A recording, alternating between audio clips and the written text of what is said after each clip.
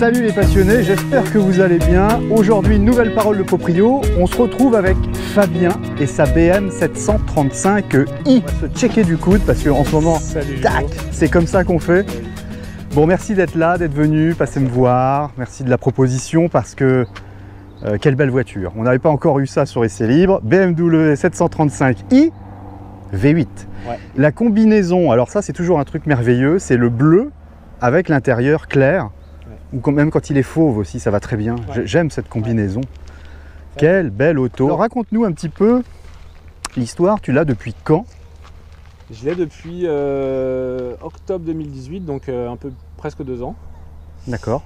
Et je suis un passionné de la marque et ça faisait très longtemps que j'avais plus de BMW. Ouais. Pour plein de raisons, plus de place.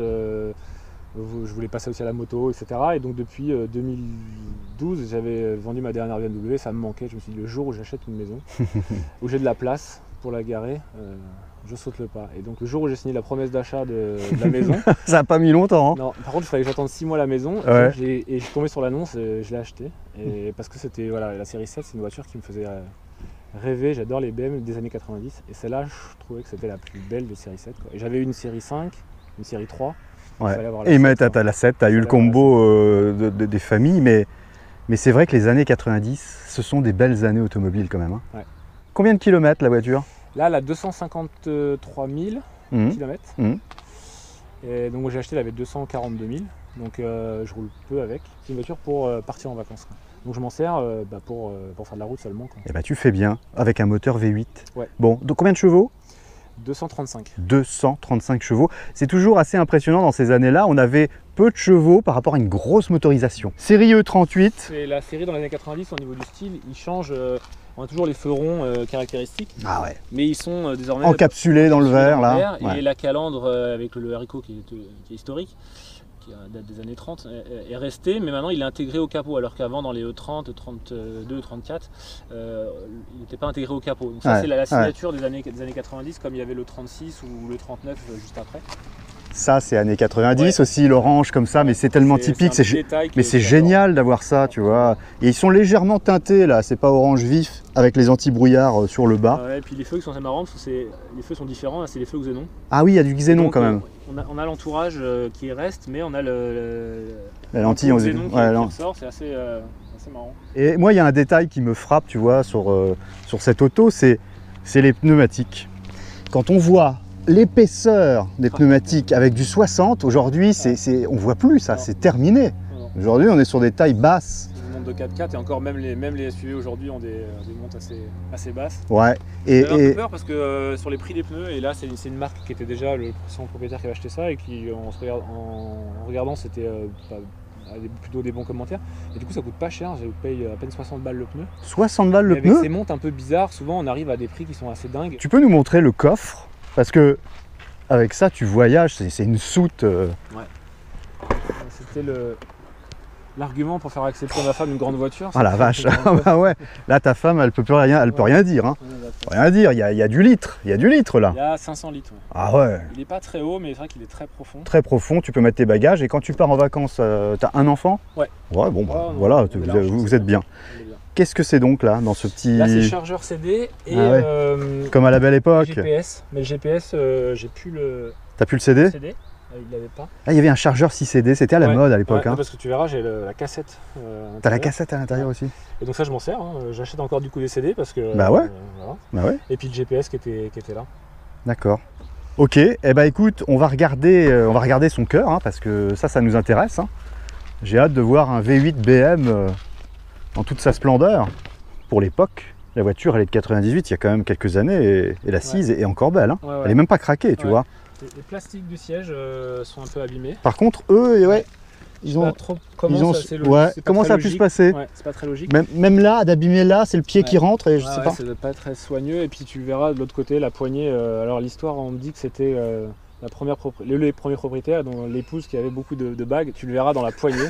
Elle devait avoir beaucoup de bagues. Elle a imprimé ses bagues. Ici, ça se décolle un petit peu. Ah tiens. Ouais. Ah bah ça c'est étonnant. Ça se décolle ici. Ouais. Ah ouais, on voit la colle encore. Ouais. Ah ça c'est très étonnant. Et tu vois, je me permets, hein, mais regarde ça. Ça, je trouve ça génial, ça. La petite boîte à gants comme ça dans la porte et les mémoires de position de fauteuil. Oui. Trois personnes. Oh là là là là là là. La cathédrale. On note Saint-Vérin des deux côtés, hein. Tu sais que c'est important, hein. Ici sur Essai Libre, on parle. Un peu fatigué parce que le capot est grand et lourd. Le capot est grand et lourd et les vérins ne sont pas si énormes, mais il y a du Saint-Vérin. Et ça c'est pas mal. V8 à 90 degrés, si je ne m'abuse. Ouais. Et ce qui est assez marrant, c'est que dans ces années-là, dans les années 90, près de la moitié, près de 50% des V8 c'était vendu par BMW, en Europe, je dis, bien sûr. Et donc mine de rien, il y avait quand même pas mal de véhicules. Et sur la 7, ça c'est pas l'entrée de gamme parce qu'il y a eu la 730 à la sortie et puis la 728 juste après. Mais c'était le deuxième modèle. Enfin, il y avait des modèles. Le V8 c'était presque un moteur un peu courant parce qu'on avait tout de suite au-dessus un autre V8 4 litres 4 et puis le fameux V12 de la 850 que tu as. Ah oui, la 850 de Damien. Voilà, donc mon ami Damien que je salue. En 750, il y avait aussi ce même V12. Donc le V8 c'était un moteur 235 chevaux, c'était pas le. C'est pas énorme. C'est pas le summum de la gamme. Ouais, bien sûr. Mais c'est toujours noble et BMW, il faut pas oublier que c'est des motoristes de choix. Quand on voit ça, on comprend. C'est énorme. La recharge de clim elle est faite, hein, c'est bon, tout va bien. Une fuite, Ah, t'as une fuite. Voilà. Ah, ça, c'est la recherche de la fuite après. Ouais. Le seul c'est quand même fort. La chose qui me reste à faire dans la voiture, c'est j'ai une fuite sur les joints de cache-culbuteur. Ici. Voilà, donc je perds un petit peu d'huile. Un petit peu d'huile. Pas beaucoup parce que je contrôle du coup. Bah ouais, là du coup, ça se soigne pas tant que ça, hein, un petit peu. Du coup, c'est les choses qui restent à faire. Écoute, j'ai envie maintenant de me mettre à l'intérieur, de m'asseoir, le fameux mètre 88. Les gens me disent, mais pourquoi tu parles de ta taille comme ça? C'est saoulant, bordel. Eh bah ouais, c'est pour que les gens se rendent compte, les amis, que ce qui reste comme place, parce que toi tu mesures combien? 1m75. Bon, 1m75, je vais m'asseoir à l'arrière, j'ai même peur de souiller les tapis, tu vois, je vais m'installer quand même. Attends. Les tapis sont noirs, donc je peux dire. Ouais, mais... Oh là là là là là là. Oh, et tu vois, mais c'est con à dire, mais rien que d'être assis comme ça, je suis détendu. Rien que de s'asseoir à l'intérieur de la voiture. C'est confort, la banquette, elle est super. Tiens, ça c'est bien. Comment dire, l'attache des ceintures est intégrée dans le fauteuil. Ça c'est top. Ouais, ça passe pas du temps à la chercher. Ah, c'est très classe, je trouve. C'est vrai qu'une voiture comme ça, c'est apprécié avec l'accoudoir quand on est à l'arrière parce qu'on a une place. Ben oui, le fameux accoudoir. Et puis, ah non, t'as pas la trousse, j'allais dire la trousse. Ah si. Elle est complète. Il y a toujours ça dans une BM. Voilà. Vous voyez, ça, c'est important chez les Allemands. Et ils ont raison. Ils ont raison. La petite trousse de secours. Bon, j'oserais pas me soigner avec les produits. Non, bah. Les produits de 22 ans d'âge, c'est sûr que c'est moins évident. Alors je rappelle, hein, pour ceux qui n'auraient pas bien lu le titre, hein, 4 000 €. Hein, voilà, vous voyez, c'est ça, même pas 4 000 €. Ah ouais, même pas, je vais me payer un petit peu moins de 4 000 €. Un petit peu moins de 4 000 €. Et regardez, hop, le petit cendrier, parce qu'à l'époque... Même l'allume-cigare à l'arrière. Allume-cigare à l'arrière. Ah, t'avais des prises aussi. Tu pouvais brancher quoi? D'une télé? Non, alors il y avait le module télé sur... mais maintenant on est passé au digital. Ce qui est assez troublant, c'est qu'on ne voit pas de sortie de pot. Enfin, du moins, c'est très masqué. Ouais. Et il faut se baisser pour qu'on voit apercevoir. Il faut se baisser. Et en plus, la particularité, c'est qu'il y en a deux. Il y en a deux. Et il y a même... Une de chaque côté? Voilà, et deux silencieux carrément. Je le vois même pas. En fait, pas en plus un tube qui relierait un silencieux avec deux sorties, c'est bien deux silencieux directs qui sont reliés à la ligne. Donc j'ai eu la chance, ils avaient été changés. Là, quand tu me parles comme ça, c'est tout ce que j'aime, tu vois. C'est... Ouais, je peux pas m'empêcher, je vais voir les dessous. Ah, faut les voir. Bah, je vais aller voir, on va montrer à nos amis quand même, parce que je vais donner de ma personne, mais attends, voilà.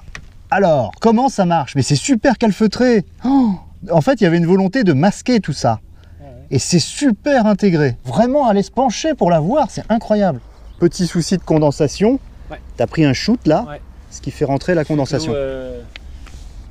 L'humidité s'infiltre, donc il va falloir juste changer le feu arrière droit, mais ça c'est pas... Je sais pas, dans les années 90... Alors aujourd'hui, tu vois, aujourd'hui je trouve que d'avoir une voiture comme ça avec le feu orange, c'est bien. Ouais. C'est mieux.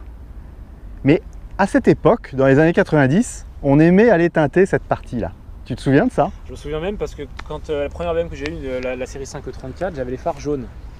Les phares jaunes et les clignotants. Et dès que j'ai eu la voiture, je me suis empressé d'acheter des phares blancs.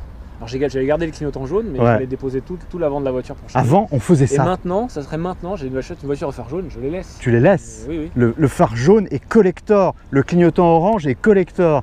Mais on s'empressait à l'époque, tu te souviens, de changer tout ça, de mettre du teinté noir à l'arrière et du blanc à l'avant. C'est ça. C'est marrant, hein.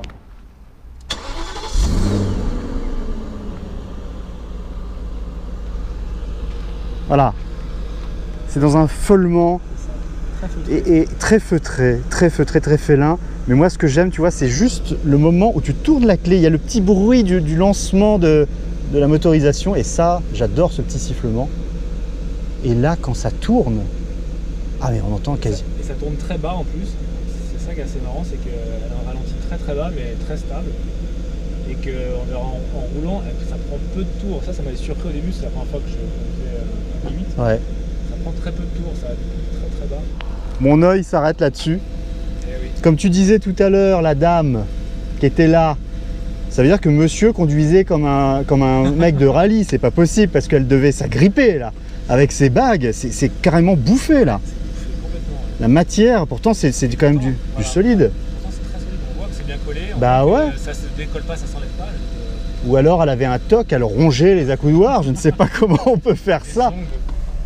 Le toit ouvrant, alors n'est pas vitré lui. Non. Ouais.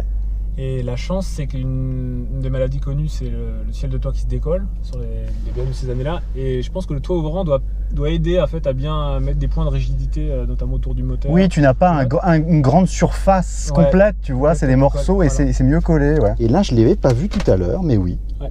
Et oui, c'est toujours important d'avoir le porte-canette. Ouais, il y a beaucoup de petits détails assez amusants, comme l'accoudoir qu'on peut régler à sa sauce. Ah, ça c'est bien. Qui coulisse. C'est assez rigolo. Pas mal de rangements. On voit un petit peu. Il y a un bouton là. Ouais, tu appuies. Et... Ah oui. Voilà. Et tu as chacun son petit rangement. C'est bien pensé. Il y avait voilà, des rangements ici. Le cendrier. Voilà, même ici le porte-gobelet comme tu. Ah non, mais partout, devant, derrière. Et puis alors ça, ah ouais. Là, ça fait collector, on dirait un Minitel quoi. Ah ouais, hein, c'est assez marrant. On a le téléphone donc, qui fonctionne si on y remet une carte SIM, parce qu'il suffit juste de glisser ici la carte SIM entière. Ah oui, tu mets la carte SIM entière et tu aurais la ligne téléphonique. Voilà.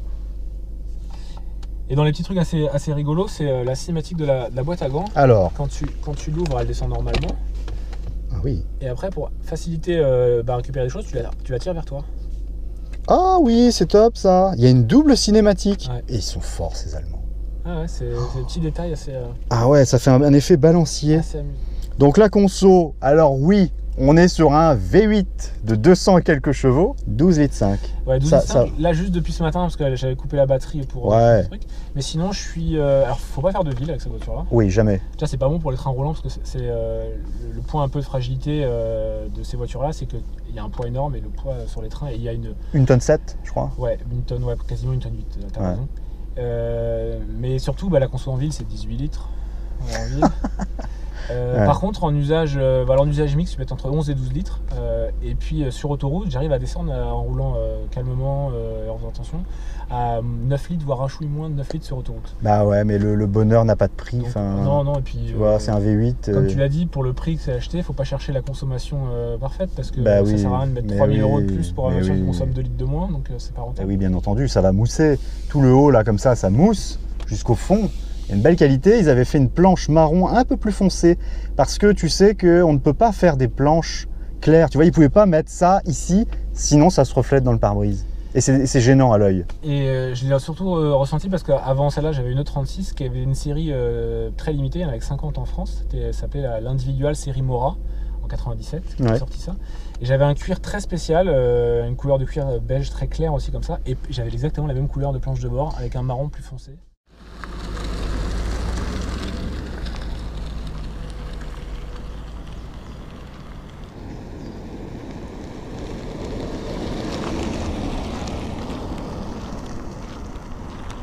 Alors Fabien, quand on a une BMW série 7 des années 90, c'est qu'on est estampillé, passionné là.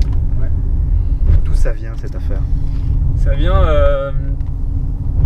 ça vient de mon père et de mon oncle. Alors non pas que mon père était un passionné, un féru de voiture, mais c'est que quand j'avais 10 ans, en 91, quand il a voulu changer sa vieille Ford Taunus, qui était la Ford Taunus, qui était un vrai tank, ouais. Et qu'il a voulu se faire plaisir, il m'a emmené faire tous les concessionnaires. Il a emmené le gamin avec lui. Ouais. Et le virus, il est venu de là parce que j'apprenais toutes les documentations par cœur. Le jeu de mon père, c'était de montrer que son gamin collait les vendeurs, et c'est rentré. C'est bon, là. ça. Et à l'époque, on n'avait pas. Tu collais les vendeurs. Oui, il fallait apprendre le catalogue. J'apprenais tout par cœur. Ah ouais. Et j'adorais prendre toutes les documentations, après la presse spécialisée. Et voilà, j'avais 10 ans, et donc mon père m'emmenait, il regardait l'Audi 100, la XM. Et puis donc il a acheté une BM, le 34 520, qui fut après, très longtemps après ma première BM. Je l'ai racheté. Et donc c'est parti de là. Et puis j'avais aussi son frère, donc mon oncle, qui lui adorait les belles voitures, et donc enfant je montais dans ses 205 GTI, dans son Alpine GTA. Ouais. Il avait une Opel GT, l'Opel 1900 GT, donc qui était la petite Corvette Opel, avec ses feux qui retournaient comme ça en pop-up là, et ses feux ronds à l'arrière comme une Corvette. Et dans toutes ces voitures, et même aujourd'hui il a encore un SLK, donc c'est bien. Sur cette auto, ça peut intéresser des gens, hein, parce que c'est aussi l'intérêt de montrer le modèle, et on est passionné, on l'aime. Mais quels sont ses défauts? Les défauts, le défaut pour moi, c'est le poids. Le poids. Et en même temps, ça peut pas être léger, un V8. Hein. Ouais. Un V8, et puis. Mais même. Et le gabarit de la voiture. Même en 6 cylindres, la 728 en 6 cylindres essence, ou la 730D en 6 cylindres diesel, elles sont lourdes quand même. C'est-à-dire que c'est une voiture qui est lourde. Donc c'est vrai que dans la manière de la conduire, c'est une conduite apaisée, parce que ça pèse son poids. Ça pèse son poids. Elle a le confort aussi d'un amortissement assez souple, donc forcément, c'est pas une voiture forcément pour être malmenée. Mais voilà, après elle a des petits défauts qui sont plutôt des maladies, c'est-à-dire que le train avant, comme je disais tout à l'heure, il est assez... il est fragile. Fragile, ou du fait du poids et du fait de la cinématique aussi, il y a énormément de rotules, de biellettes, de trucs passés. C'est une technologie, une usine à gaz. C'est genre un peu James Bond, le transporteur, voilà. C'est ça, voilà, c'est des voitures. On est sur ces voitures de cinéma. Elle a été utilisée premier transporteur, effectivement, assez souvent. Inertie, avec la boîte qui redescend un rapport. Elle a une boîte Septronic, donc elle peut être passée en mode séquentiel. Comment tu conduis? Tu conduis en drive total, hein. En drive, voilà. Mais oui, tu vois, on laisse faire. Il n'y a pas de palette au volant en plus. Non, il n'y a pas de palette au volant. Mais après, donc on pousse, on tire sur le levier. Alors c'est quoi ton projet? Tu veux la garder? Ouais. Tu la gardes comme un collector? Je vais la garder parce que j'ai fait quelques petits frais d'entretien, parce que voilà, moi je voulais partir sur une base très saine, donc dès que je l'ai récupéré, vidange boîte, pont. La boîte, c'est important, hein, les boîtes auto de les vidanger. Et donc voilà, je t'ai dit, la colonne de direction, notre bricole, maintenant l'idée c'est de la conserver, c'est de faire de la route. Est-ce que tu me laisserais conduire avec plaisir. Ce V8? Merci.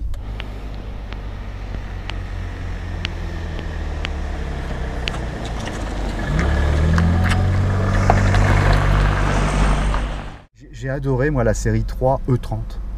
Ouais.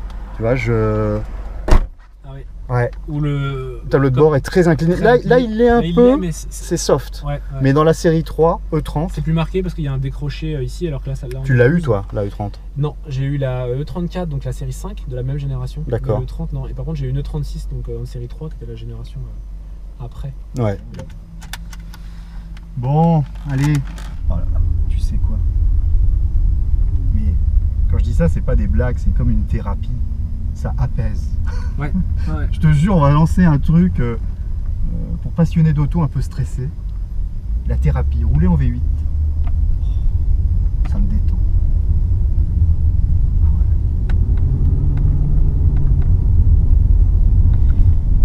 En fait, t'as pas envie de la brutaliser, cette auto. Non, après c'est vrai que ça fait plaisir aux oreilles quand on l'entend un petit peu chanter. Oui, bien sûr. Mais c'est pas fait pour... voilà.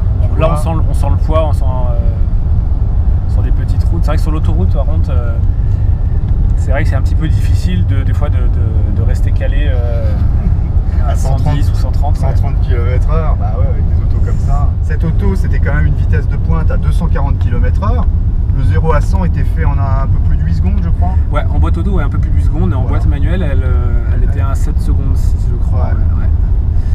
C'est vrai que puis même une fois qu'elle est lancée, elle reprend très bien aussi. Le couple, le moteur assez rempli. Et donc sur autoroute, on peut doubler facilement. On n'est pas stressé aussi. La puissance, mine de rien, ça aide aussi dans la conduite. Bien sûr. À être un petit peu moins nerveux parce qu'on sait que si on laisse passer plusieurs voitures, son élan, on le retrouvera. Tu vois ? C'est très plaisant. De se faire conduire, ça fait quoi? Dans sa propre voiture, c'est très agréable. Le cruiser en V8. Je vous montre en même temps les compteurs. En même temps qu'on profite à faible vitesse. Et elle tient très bien sa ligne, hein, la voiture. Là, une BM série 7 dans le hangar, c'est pareil. Hein, à 4000 €, je mets dedans. Tu vois, le panier, il est pas cher. Le rapport qualité-prix, bah ouais, je le fais. Et on en trouve, le marché il est quand même assez rempli en termes de voitures. Ouais. Alors on en trouve beaucoup kilométrés, ce qui n'est pas forcément, c'est mon point de vue, mais un problème si le kilomètre, sa sortie d'un entretien et d'une histoire. Sur la voiture, il vaut peut-être même mieux parfois. Mais on trouve de la 728 ou 730 pour les premières de 94. Alors en entrée de gamme, on en trouve à 2000-2500 €, mais c'est peut-être des modèles où il y aura beaucoup de choses à faire, jusqu'à des voitures très peu kilométrées et le Graal qui est la 740 ou la 750, parce que la 740 est vraiment une voiture super, peut-être même avec un peu plus de sonorité, de plaisir auditif que le V12 qui est très calme. Et là on peut en trouver à 8, 9, 10, voire des modèles extrêmement optionnés, rares, très peu kilométrés, jusqu'à 15 000, qui est vraiment le grand maximum des voitures de collection. Les virages s'enchaînent avec le petit folement du V8. C'est ça le bonheur automobile aussi. Hein. Et ça le restera. C'est le patrimoine thermique, comme je l'appelle. Puisque demain on est sur l'hybride et l'hybridation et l'électrique, mais ça restera toujours un patrimoine pour nous qui sommes Quadra.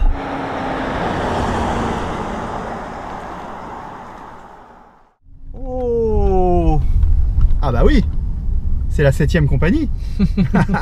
C'est